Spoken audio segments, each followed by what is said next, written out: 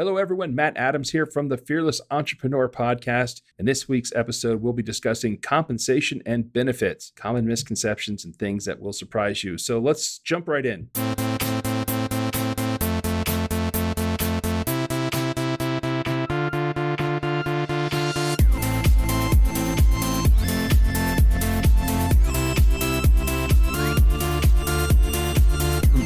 Mike Lunt is a video production guru, and he will have my head if I don't speak into the mic. Yeah, I lose sleep and really fear when you're hiring a person in a small business, especially one that's bootstrapping, early entrepreneurs. There's invariably a disconnect between the amount of money and cash flow that you have and the amount that you're going to pay this next person. So that's always a big challenge, how to finance that. And more importantly, how to get the right person, because there's a common theme that I share with my clients, and I use the word they in air quotes, but they say that it costs 1 year of a person's salary to replace them. It's 3 months to basically get the job description written and get the ads up on Indeed and start filtering through all the resumes and sit through a bunch of interviews. 3 months before someone's given their 2 weeks notice and they show up. Then it's, depending on the complexity of your business, the more complex, the longer this takes. But on the short side of it, it takes you 6 months to train them how you do business, what your systems are, your processes are, how you want them to conduct themselves. And maybe, if you're lucky, in the last 2 or 3 months of the year, they finally start making you money. But it takes them the rest of the year to pay you back for the 9 months that you carried them. And if it's a highly complicated job, it might take them another 12 months to get to the point where they've paid you back for all that training. And so getting the right person is key. So finding the right person, attracting the right person, and then keeping them is really the hallmark of employee benefits. And it's not an easy solve, but that's basically, I constantly struggle and am fearful that, do we have the right combination of strategies to make that work? And it's unique and different for every company. Well, I think for me, it's where to begin. I know Matt Adams and I have spoken about this at length off air, but it's, if I want to bring in someone, how do I know when that moment has arrived? Is it a certain volume of work that I have that indicates, okay, it's time to bring in a new person? Is it just jump in both feet first and hire someone and the work will come? Kind of that instill that fear immediately so that I can, have a reason to go out and bring in more business. But the other thing that I'm afraid of, obviously, is I've got a kid on the way. We're 5 weeks out before they'll show up, or at the airing of this episode, it'll probably be like 2 or 3 weeks. And while I cannot wait for that, there is this fear of, okay, well, what if I do need to bring in someone to take on the workload because I want to be a bit more of a dad. I want to be at home with the baby or whatever. So all those little things are all starting to kind of culminate now, and I've reached the point where I'm teetering on the edge of, do I need to bring someone in or not? So yeah, those milestone events make you think about your legacy. They might, which is, okay, how do I build this organization so I'm not the one carrying all the load? How do I add that next perfect hire? And just to finish up the line of thought on the last thing I was talking about.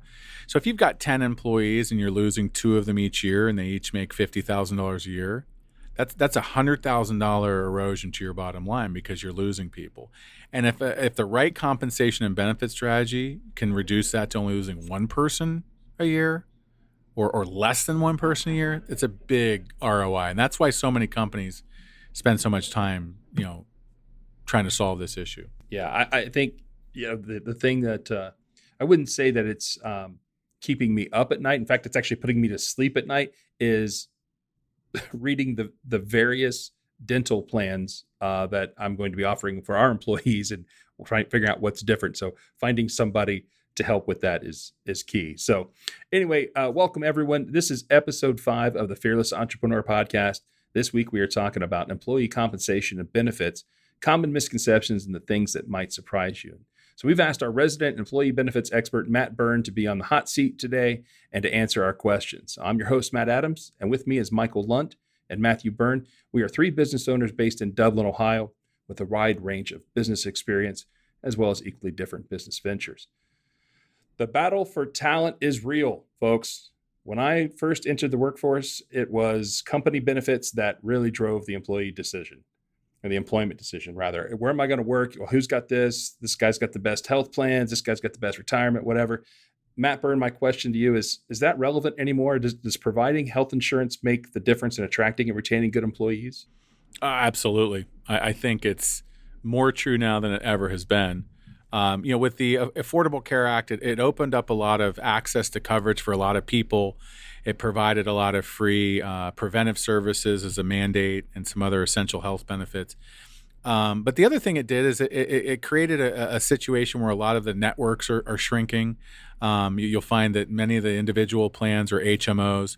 So the employer-sponsored group health insurance market provides a sanctuary that's not available in many of the individual health insurance options. Also, the more unemployment goes down, the more employers are trying to differentiate themselves from their competition as it relates to attracting and retaining talent and people.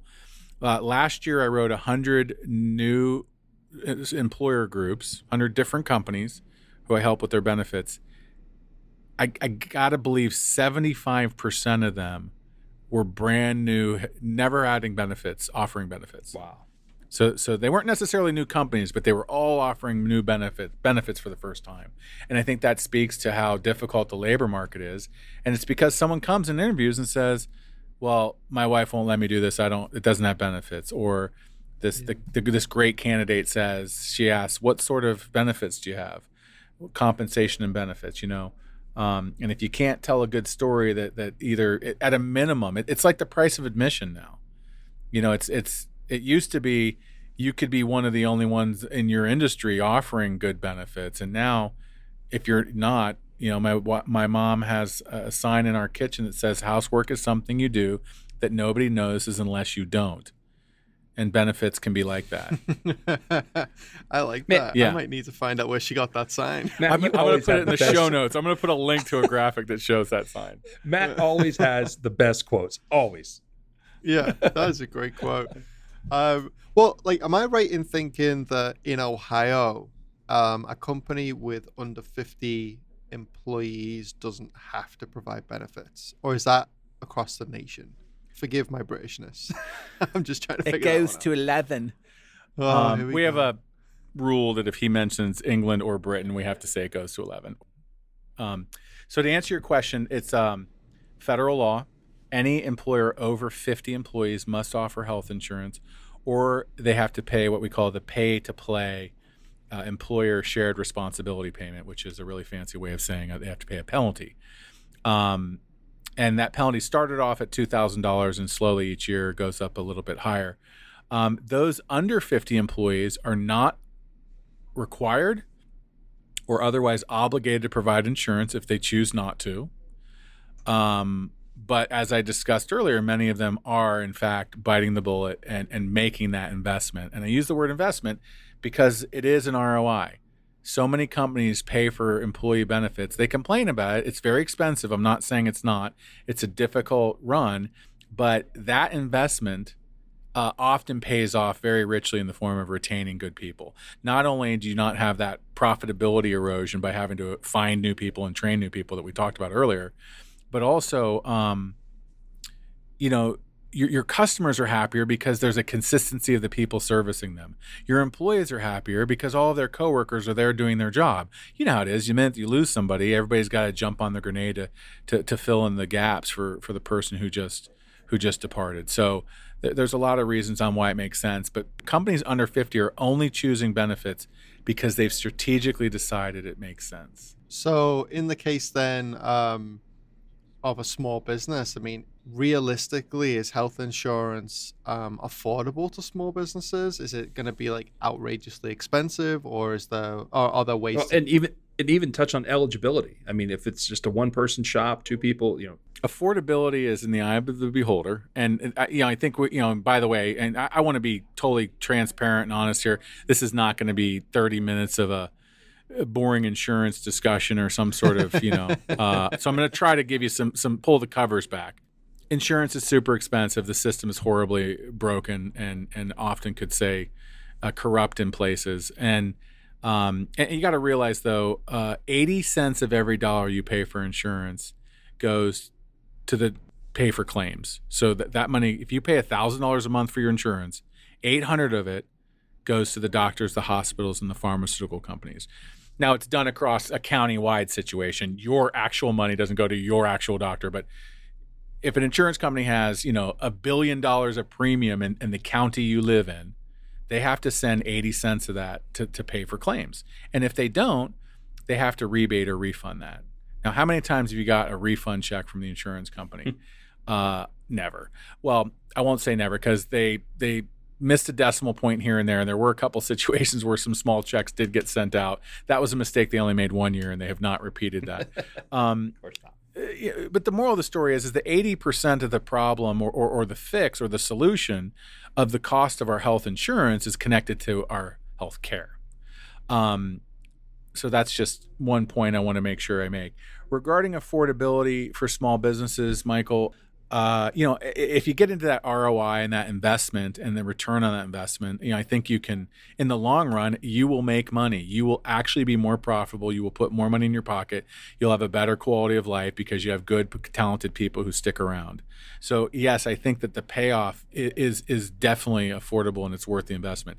Now, that said, some businesses are deciding whether or not they can, get enough inventory in the warehouse or, shell out a bunch of money for health insurance. In those situations, you're not at a place in your growth or trajectory that can justify health insurance. We're in Ohio, so I'm going to speak specifically to that. I'm licensed in many states, but I'm in this conversation a lot with potential clients, and they always want to know how much. Now it depends on age and geography, and in some products there's some underwriting where we're going to look at your unique health insurance history and cover the pre-existing conditions, not deny anybody, but healthier groups pay a little bit less and sicker groups pay a little bit more. But the back of napkin is about $400 a month. About 75% of the groups I work with pay about $400 a month for the health insurance for their employees. And that's at 100% of the premium. Now, in Ohio and in most states, you have to pay at least 50% of the single-only medical premium, at least.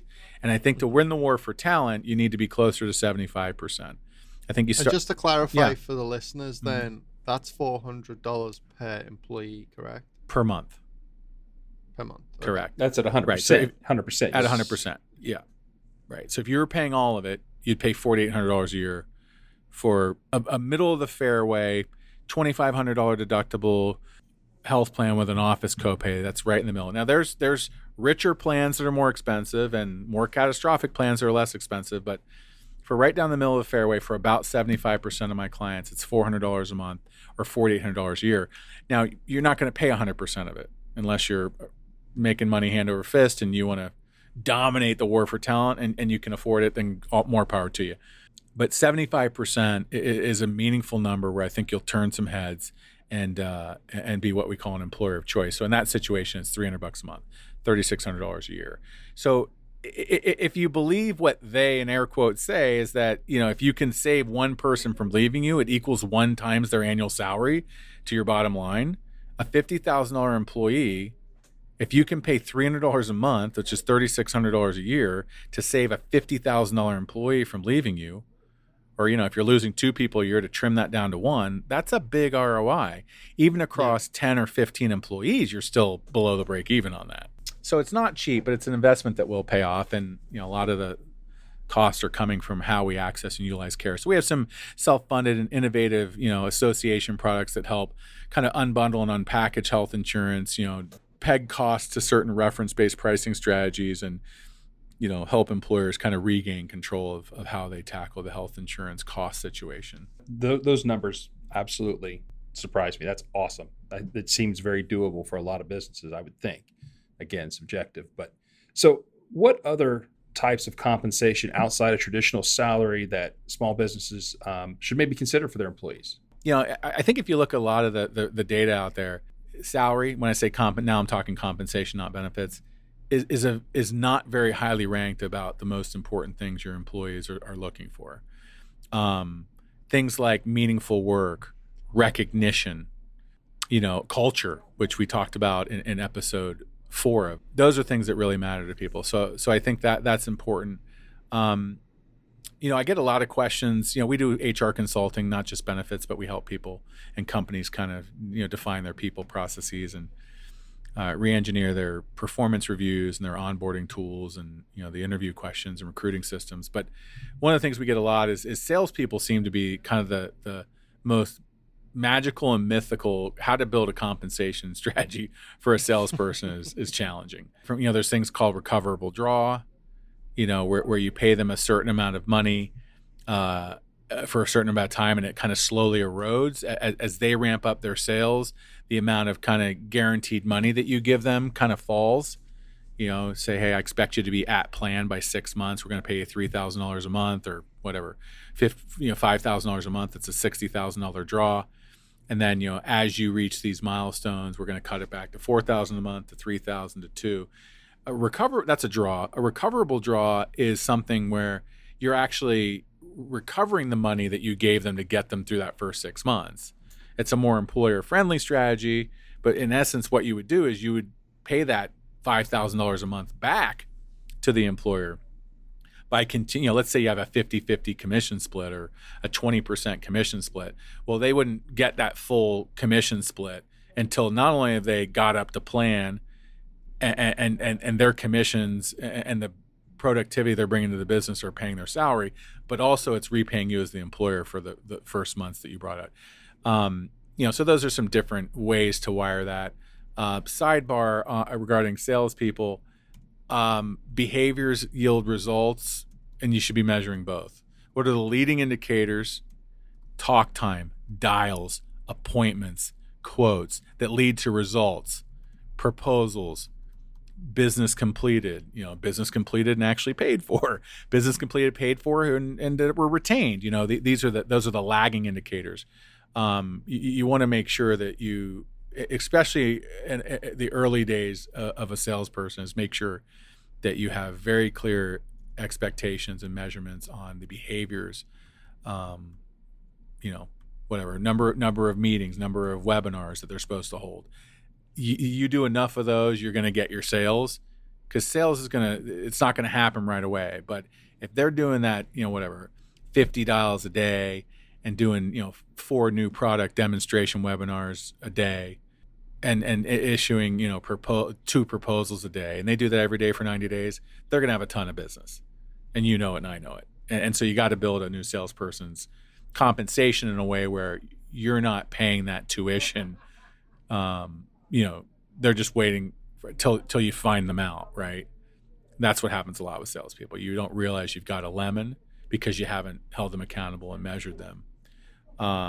But you can build the compensation to do that type of thing too. Bonuses and incentives that are kind of linked to some of those behaviors as well. It's like, hey, I'm going to pay you $5,000 a month, $2,000 free and clear. $1,000 is if you hit your $100 a day quota. $1,000 if you do your 4 webinar things a day, or whatever. I mean, you would engineer that unique to you. Mm-hmm. Well, actually, one of the things I was thinking about is, so if your company offers benefits, but you have an employee that you're onboarding that says, I don't need the benefits because I get them through my spouse or whatever, couldn't they technically ask for more money from you because they're not going to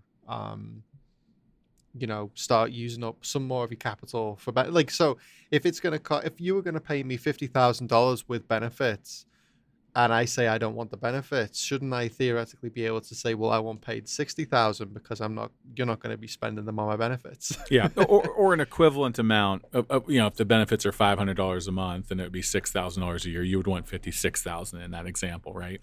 Right. There's nothing that would prohibit you as an employee from asking for that, and there's really nothing for me as an employer to prohibit giving it to you. what I would recommend, and this is where my HR hat comes in, is that I always joke with my clients is like, you can do anything you want within reason as long as you're not discriminating, hurting people, or destroying property or souls. You can do anything you want as long as it's well documented and consistently implemented. Another program, or if an employer really wanted that strategy and had a good justification on why they want to do it, and part of me appreciates the fundamental fairness. You're all equal employees in my eyes. Just because you have benefits through your spouse doesn't mean that I don't want to reward you with a benefits and compensation package that's as rich as the guy sitting next to you or the girl sitting next to you. So one way to do that is what we call a defined contribution program. So what you say is, hey, listen, here's a laundry list of various different insurance products that you can buy, disability, dental, vision, medical, FSA, HSA, teledoc, whatever.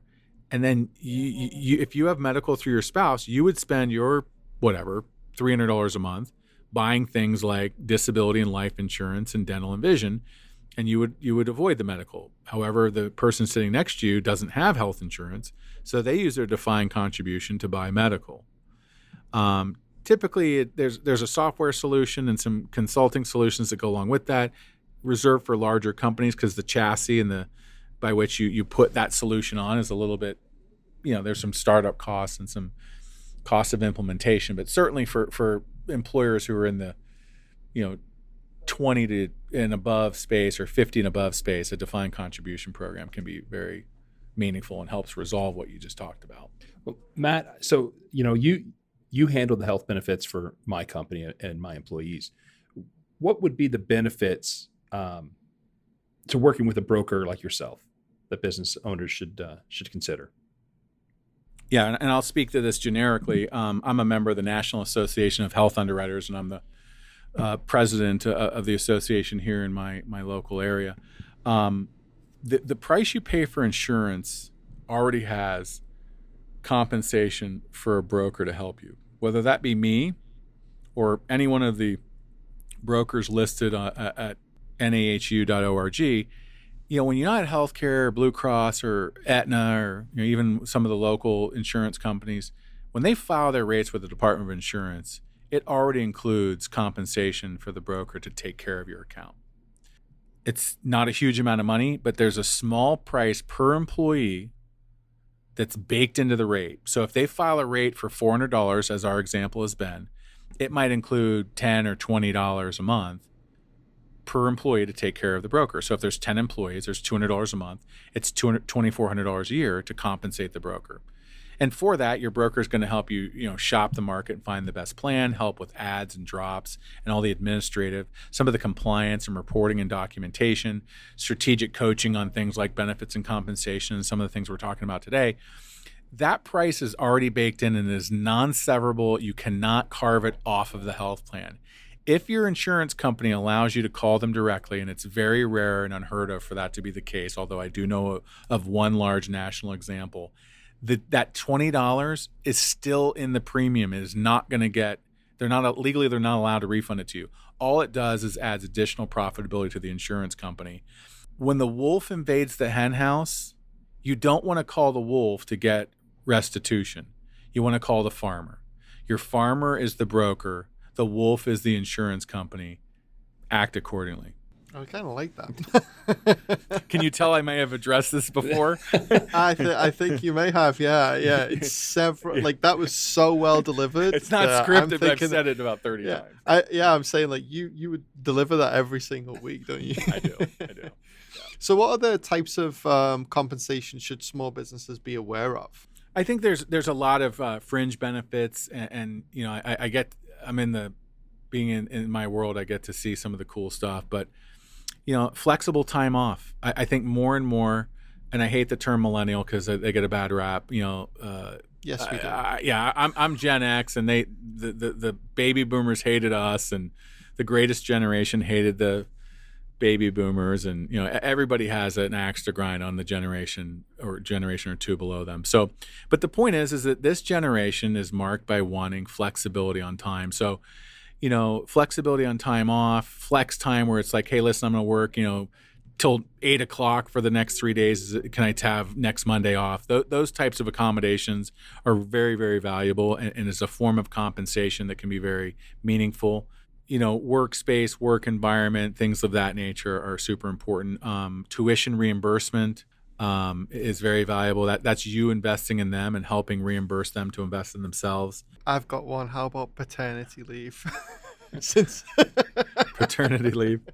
It's not unheard of. It's rare, but not unheard of. Yeah, I'll speak to that in a more practical sense. So FMLA is the Federal Medical Leave Act. And for companies with over 50 employees, again, not relevant to those under 50, over 50 employees, I can take time off to help my sick mother who's in a nursing home.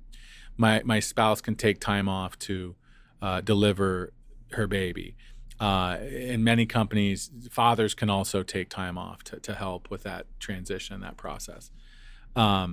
So, FMLA is mandated federally for over 50, but employers often go above and beyond the minimum requirements set by FMLA. Disability insurance is an important thing to look at. I have too many companies I run into who don't have any. They have staff going out on this 6-week maternity leave. By the way, when you leave for maternity leave, FMLA says all I have to do is not terminate you and make your job or an equivalent job available upon your return. I'm really just giving you the time off unpaid, right? So a lot of employers don't realize that you're asking your employees to maybe they get disabled through injury, maybe they need FMLA time. They don't have a mechanism to reinstate their pay during that time. Now, FMLA is a leave; you're not going to get paid, but a disability for maternity or otherwise. I've got clients who are, the employer ends up being like, well, I guess I'll pay Janie's salary for 10 weeks while she's out because I don't want to lose her and I don't want to leave her destitute either. This is someone I care about, right? So employers try to do the right thing. And trust me, it's a lot harder to pay Janie's salary for 3 months than it is to buy a disability policy and make an insurance company pay that salary for 3 months. So disability insurance is often overlooked by the employer, and it can be a good benefit and a good, benefit that connects with employees. I'm going to piss off a bunch of listeners now and tell them, or you could just move to England where you don't pay for anything. Because it goes to 11. Don't do that. You don't want to go there probably right now. It's got its own problems. But no, that's fascinating. It is. And it's definitely something that as I've moved over here, I'm, quickly learning and how all the benefits work. It's absolutely foreign to me.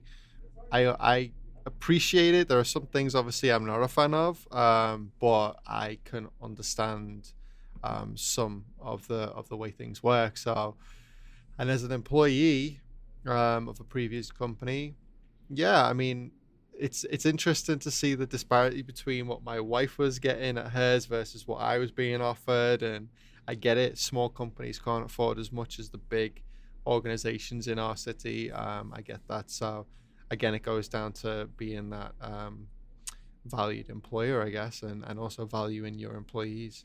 So we've been talking with Matt Byrne from Spiralite Employment Benefits Solution. It's www.grouphealthohio.com. We'll put it in the show notes, of course.